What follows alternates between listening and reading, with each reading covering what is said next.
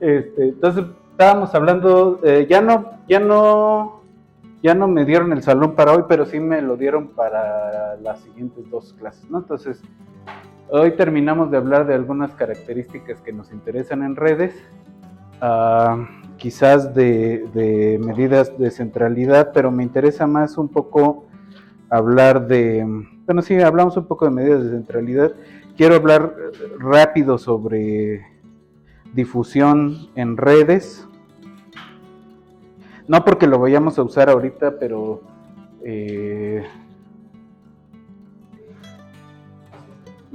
o sea, eventualmente lo vamos a necesitar, ¿no? Y digo, eso es bueno que lo tengan ahí como parte de su arsenal.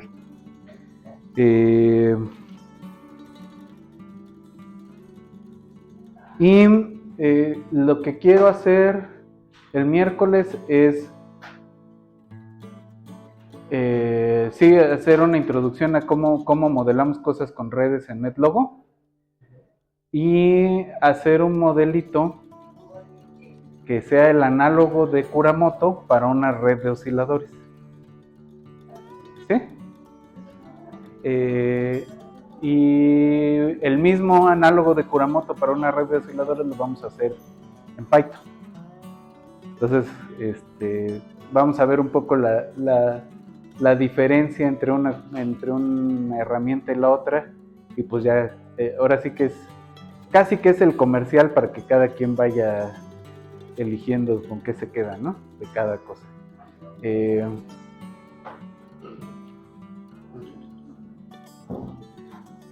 Vale.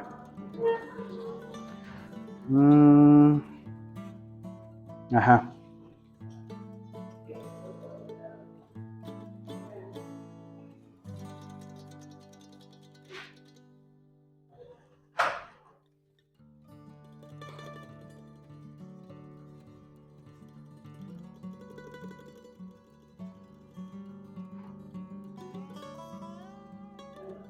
Entonces, hay una cualidad de la que no hablé la otra vez, que es la densidad de la red.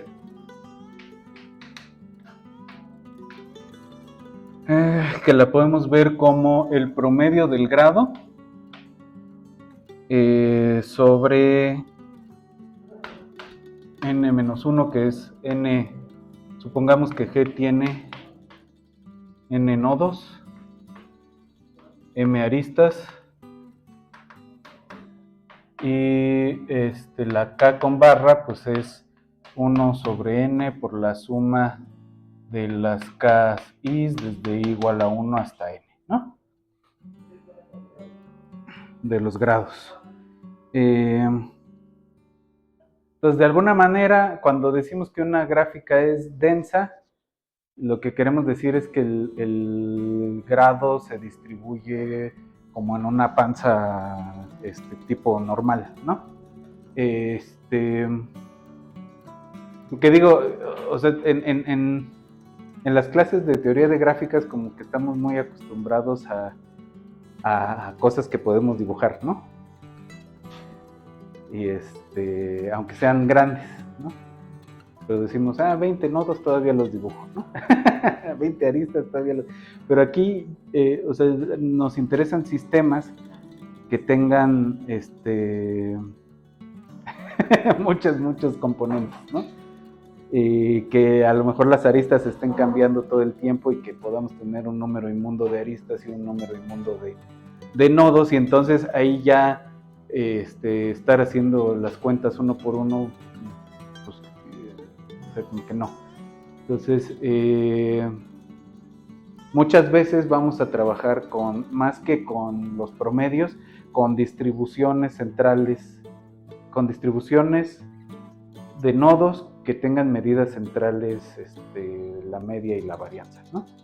Entonces vamos a trabajar casi siempre con distribuciones, por ejemplo, de grado, ¿no? Una gráfica con 1000 nodos que tengan una distribución de grados exponencial, o una distribución de grados de leyes de potencia, una distribución de grados uniforme o normal, ¿no? una Bernoulli, ¿no? Lo que sea, ¿sí? Vale.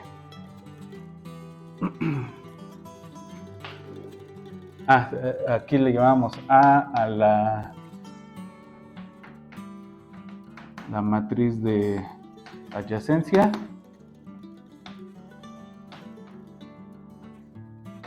Y eso es lo que vamos a usar ahorita. Entonces, si queremos hablar sobre difusión, y difusión aquí puede ser una cosa tan estándar como hablar de infecciones que se transmiten o información que se transmite en una red, pero también incluso cuando hagamos el análogo de Kuramoto, pues vamos a pensar que la influencia de los vecinos se está difundiendo en la red, ¿no? Entonces, difusión puede ser una cosa excesivamente general, o simplemente una cosa que se está transmitiendo de nodo a nodo, ¿no? Entonces, vamos a llamarle phi i a una, entre comillas, sustancia, que bien podría ser, dijera Shannon, una información, ¿no? No, para Shannon una información es cualquier cosa que puedes transmitir. Y entonces, por ejemplo, los caracteres, la parte de la información que se ve en los caracteres fisiológicos y se transmiten de padre, madre a hijo, entonces eso es una información. Pero también es una información,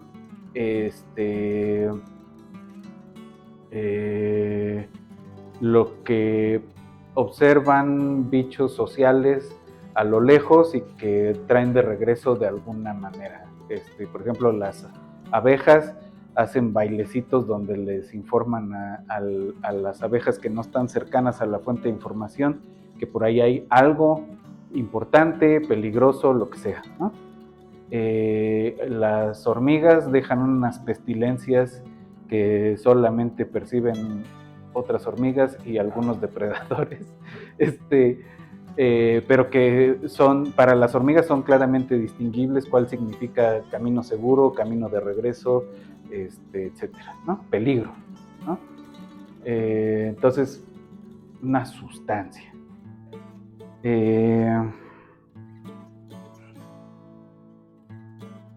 Entonces fluye, y también le voy a poner entre comillas fluye.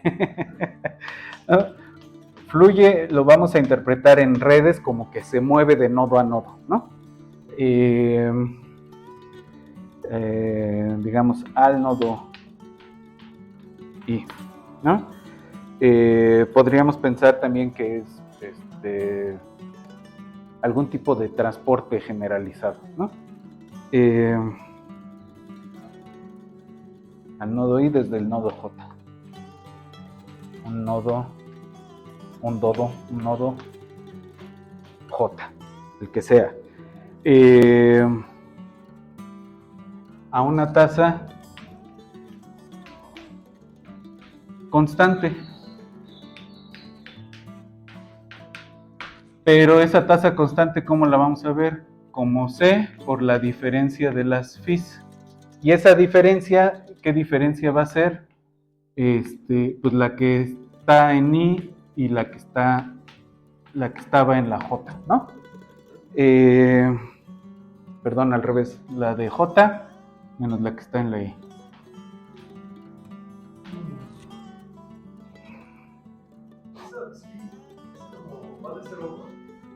La psi, es que igual depende de la escala, depende de... Siempre podríamos tratar de que fuera una normalizada, ¿no? Pero, digo, en general depende del nivel de organización de la escala del fenómeno, ¿no? Mucha gente prefieren normalizarlo para que parezca, para que incluso se pueda tener una interpretación probabilística, ¿no? a la Shannon, ¿no? Pero no necesariamente. Sí. La fin positiva, nada más, ¿no? Positiva o cero. ¿Sí? O sea, no le queda, a menos que lo que quieras es que fluya dinero, no le quedas debiendo nada al que te transmite la sustancia. ¿Sí? Si estuviéramos hablando de dinero, ahí sí pues, tenemos flujos negativos y demás, ¿no? Pero de momento, supongamos que no es dinero. No, de momento no nos interesa.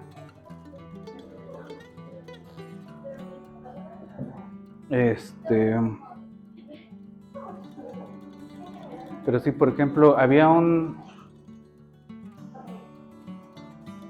gachupín en Guanajuato que sentía que era economista, ¿no? Entonces sentía que había encontrado el hilo negro porque sabía interpretar algunos procesos microeconómicos como redes, ¿no? Que digo, es como métele dinámica, ¿no? Pero bueno, él estaba muy orgulloso de su hallazgo y entonces ahí sí, pues por ejemplo en las cadenas, en organizaciones de tipo muy local como redes mutualistas, redes de favores o incluso redes de tráfico ilegal de mercancía, la que sea, pues sí puedes tener flujos negativos si empieza a pasar algo, dirían los economistas algo anómalo, pero yo diría más bien si pasa lo que tiene que pasar, ¿no? Cuando estamos hablando de circulación de mercancías, en términos capitalistas siempre hay deudas que se van generando para uno o para otro lado, ¿no? Pero bueno, eso de momento no nos va a interesar. Entonces, podemos interpretar esto ya no como una diferencia, sino como una derivada si suponemos que el flujo es continuo, ¿no? Si el flujo es continuo, lo suponemos continuo,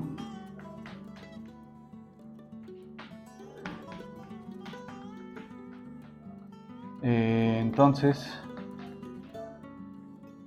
la velocidad de cambio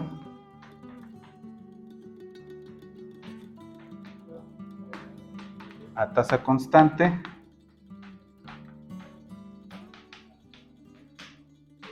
es C por J, perdón, menos Ci por lo que dependiendo del el tiempo, ¿no? Entonces podemos pensar que esta derivada es a tasa constante la suma de todos los flujos donde tenga sentido, ¿no? Lo voy a poner así, phi j, phi i. Y luego, ¿qué más le metemos? ¿No? J igual a 1 hasta los que estén conectados, ¿no? K, I, ¿no? De hecho, podríamos considerar todos. Todos los que son diferentes ahí, ¿no? Y entonces, aquí vamos a meter la componente correspondiente de la matriz, ¿no? Entonces, si están conectados, si hay flujo, y si no están conectados, pues ese es cero, ¿no? ¿Sí? Luego, eso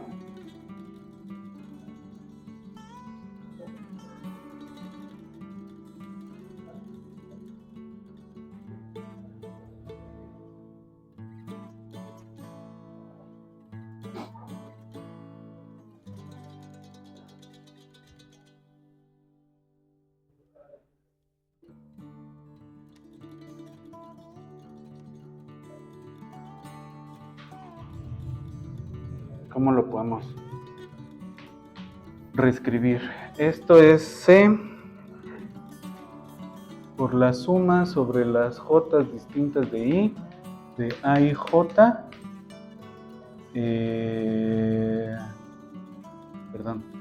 A y J, psi J menos A y J, psi I, y esto es C por la suma de las J distintas de I, de la A y J, psi J,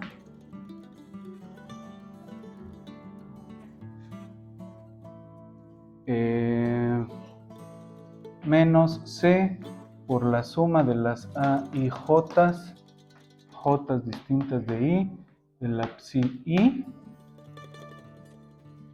La psi I no depende de esta suma, entonces esto lo pongo como C psi I por la suma de las A y J. Y esta suma de las A y J es el grado del nodo XI, ¿no? Entonces esto es la suma C. Bueno, a ver, vamos a eludir esto que nos dejaron por ahí. ¿Cómo se les ocurre? Entonces C, la suma de las J, A y J, psi J, menos C, psi I, K.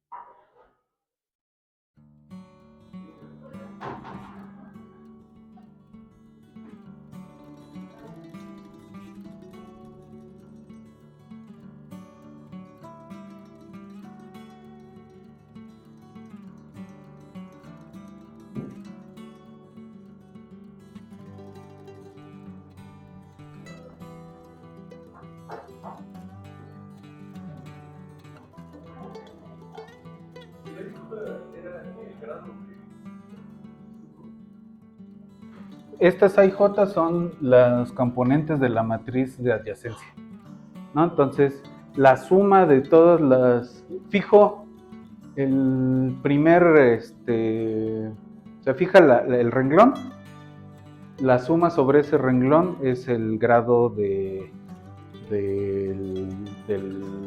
nodo I, ¿no? Ahora, como estoy diciendo que el flujo es a tasa constante, entonces esta es una constante y esto de aquí lo puedo escribir como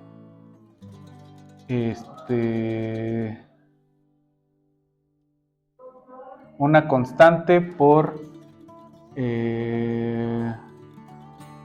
una constante más la psi I por esta C, ¿no?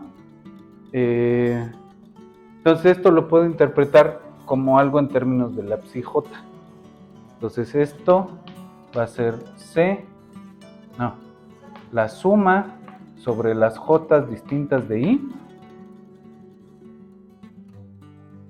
No, sí voy a sacar la C. C por A y J más menos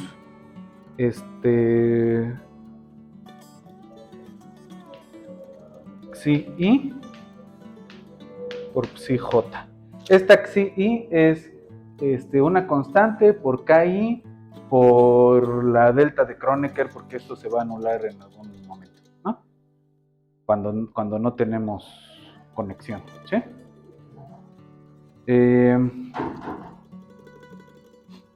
Ok. Entonces, si hacemos D igual a una matriz diagonal, que en la diagonal tenga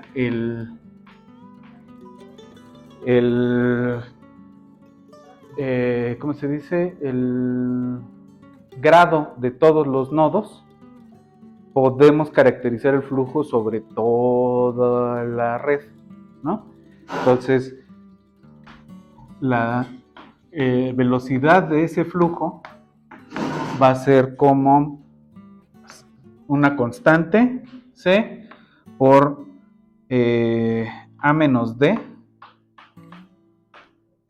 por el mismo flujo, ¿no? Entonces, es que la parte de la conexión con cuántas conexiones hay, ¿sí? Esta matriz, justo en ese sentido, se le va a llamar la matriz laplaciana del sistema, de la red, ¿no? Entonces, el laplaciano de la red, bueno, menos esta, es L igual a D menos A. Entonces, nuestra ecuación esta es menos el laplaciano por una constante por el flujo, ¿sí? Entonces ya se parece más a una difusión como de ecuaciones diferenciales, ¿no? Pero ¿qué es lo que estamos diciendo? Que pues, se va a ir por donde haya más conexiones, nada más, ¿no? Suponiendo que el flujo es a tasa constante. Ahora, el laplaciano, ¿qué características va a tener?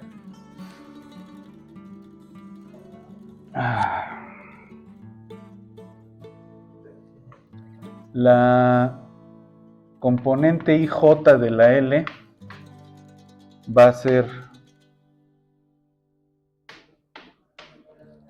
el grado. Si I es igual a J, va a ser menos 1 si I es distinto de J y la IJ es una arista de veras, ¿no? Y por 0 en otro caso.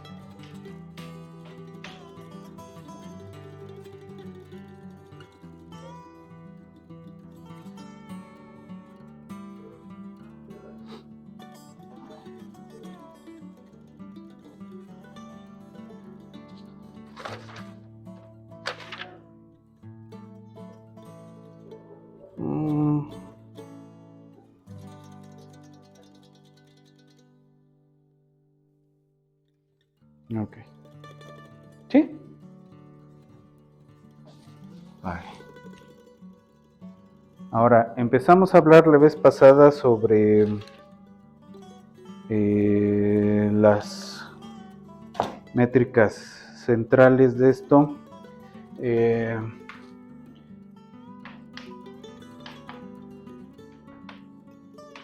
Vimos centralidad de grado. Vimos la centralidad, empezamos a ver la centralidad de intermediación, ¿no?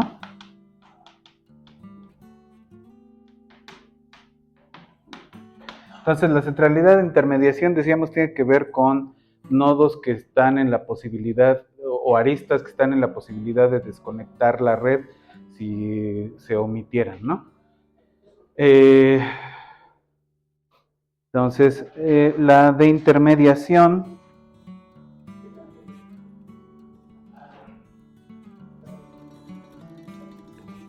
también tiene que ver con cierto flujo de información.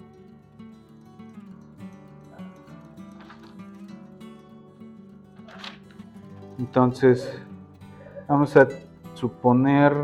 a considerar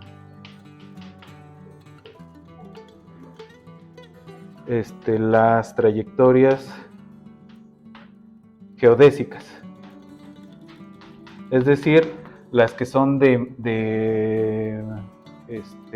las que minimizan la distancia, ¿no? Las que minimizan la cantidad de aristas entre los nodos, ¿sí?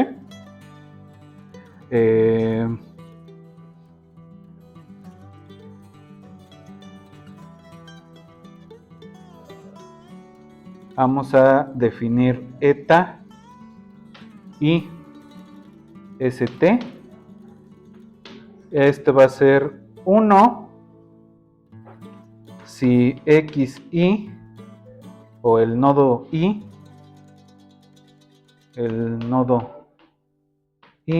está en una geodésica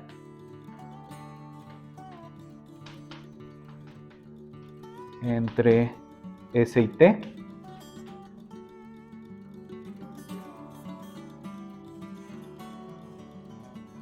y 0 en otro caso. Entonces definimos la centralidad de intermediación o el betweenness de la siguiente manera.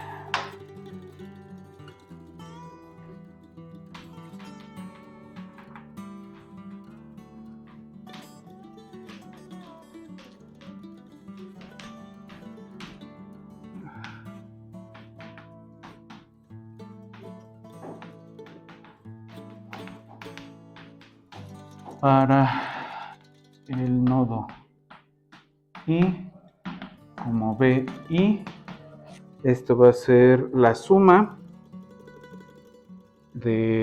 para todos los S y T distintos de I de las eta y ST. Entonces este lo podemos llamar el índice de intermediación entre I y otros dos vectores cualesquiera, ¿no? ¿Está bien? Entonces, el que tenga la BI más grande es porque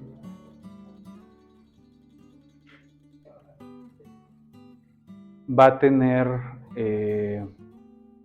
a estar contenida en el mayor número de geodésicas. Entonces puede desconectar la red. ¿Sí?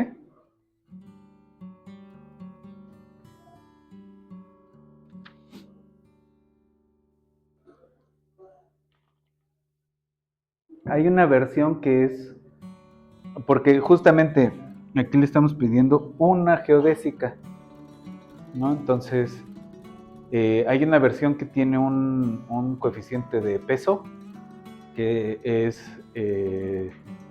promediar respecto de la cantidad de geodésicas que hay entre S y T.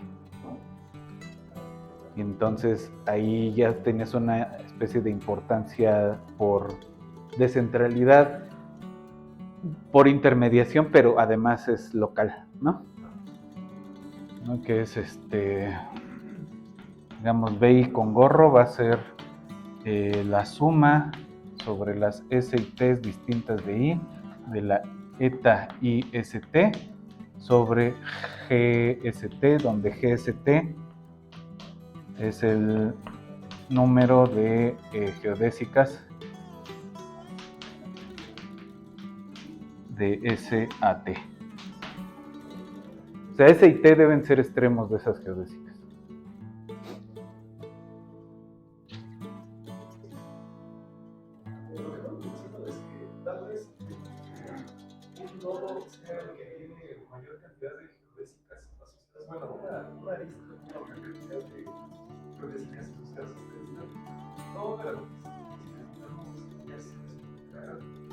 Es un argumento probabilista. O sea, no garantiza. Pero hace más probable que si la quitas, pronto se desconecte. Sí. O sea, si ese desconecta, está muy clara su importancia, ¿no? Pero justo en redes muy densas o redes de diámetro muy grande, pues como que no está tan claro, ¿no? ¿Sí?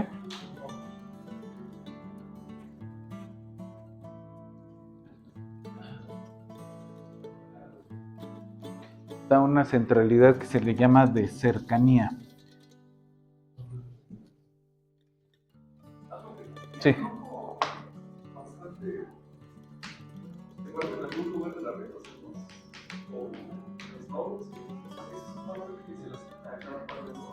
Sí. La gráfica debería estar ponderada en general. Y luego, o sea, hay gente que de todas formas dice, bueno, y normalizamos la ponderación. Entonces, pero sí, sobre todo si estamos hablando de difusión, deberíamos tener pesos entre cada uno de los nodos, ¿no?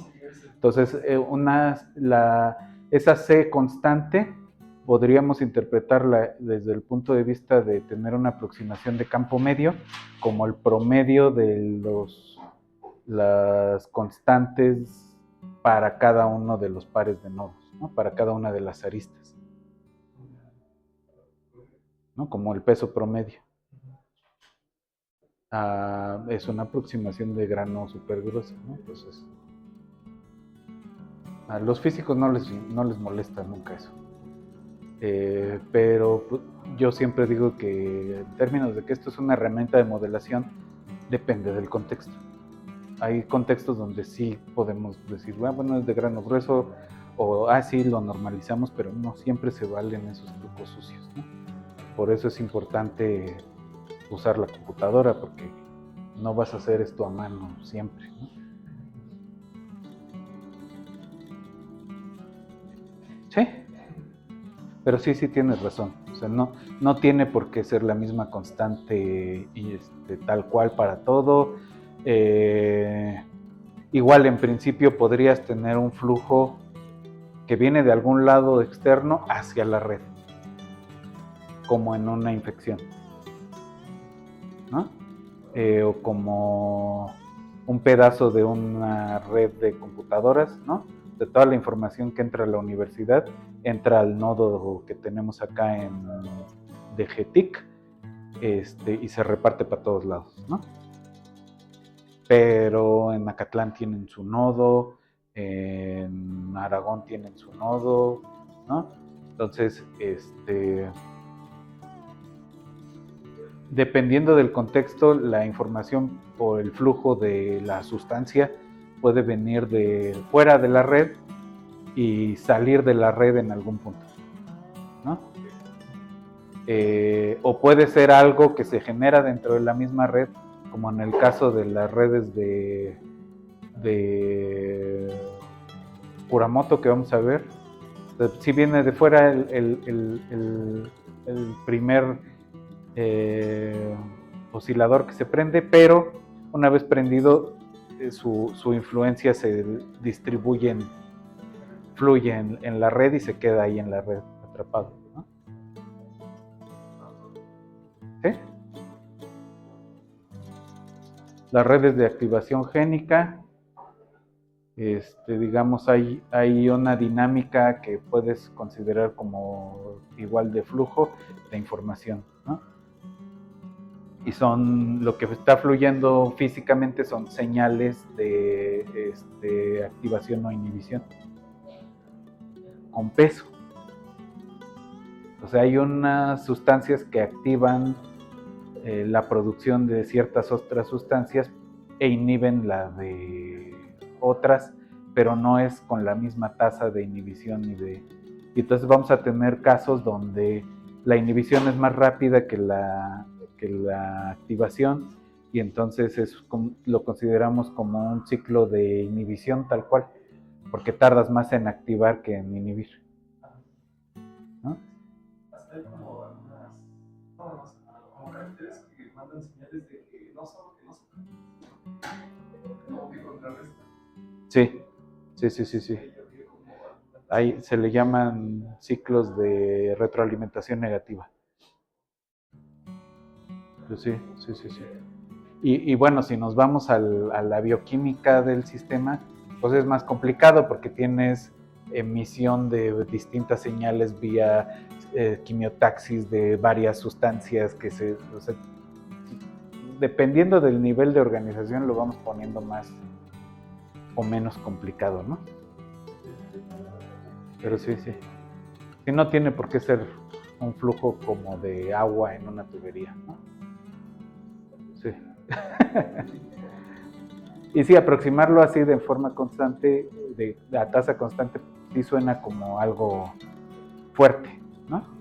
Y es una aproximación de campo medio, pero en un sistema que no tiene tantos componentes como para que te dé lo mismo la aproximación de campo medio que la dinámica directa, ¿no?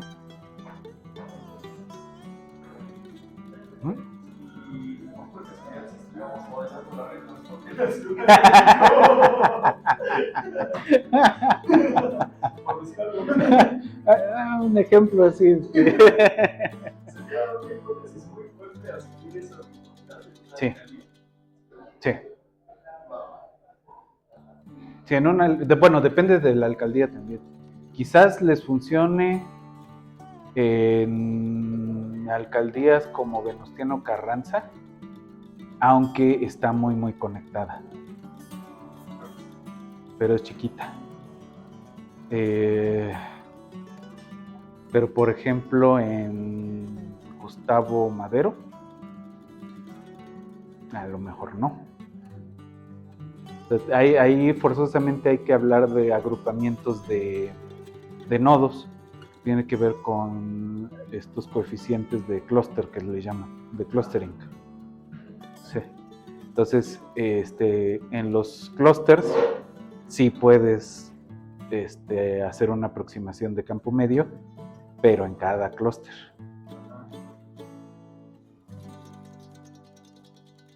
Ajá. ¿Sí? Bueno, entonces ya nomás para acabar la centralidad de cercanía, vamos a llamarle D y J a la longitud de la geodésica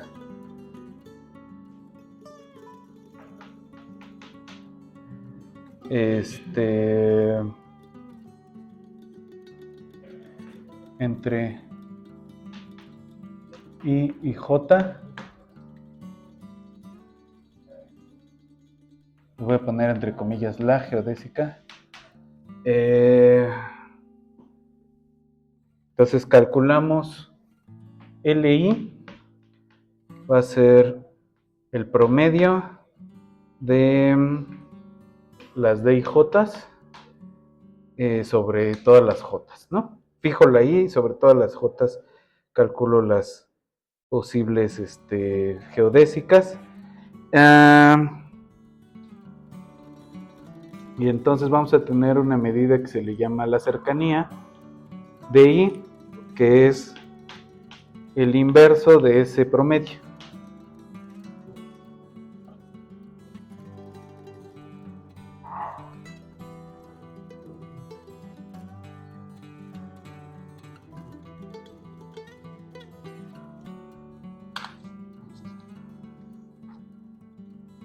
¿Está bien? Entonces,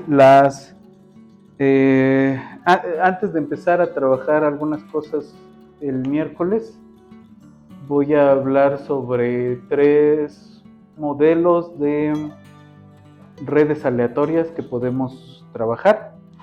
Y lo vamos a ver con tanto cómo generarlo con NetLogo y el viernes lo vemos con Python, ¿sí? Entonces, bueno. Sí.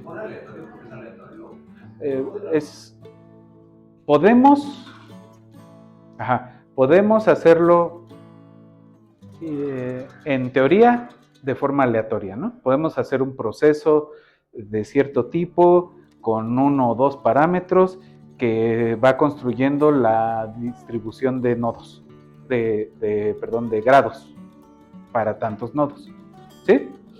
Ahora, cuando lo metemos a la computadora, eso no es aleatorio, es pseudo aleatorio, ¿no? Entonces, se le llaman redes aleatorias porque, digamos, hay una descripción teórica que se hace con procesos estocásticos, que son procesos muy sencillos, ¿no? Se agarra una función generadora y ya. Pero es un proceso en la computadora es un proceso finito, pseudo aleatorio, ¿no? Ajustado a una distribución fija, ¿sí? Bueno. Entonces nos vemos el miércoles allá en el 5.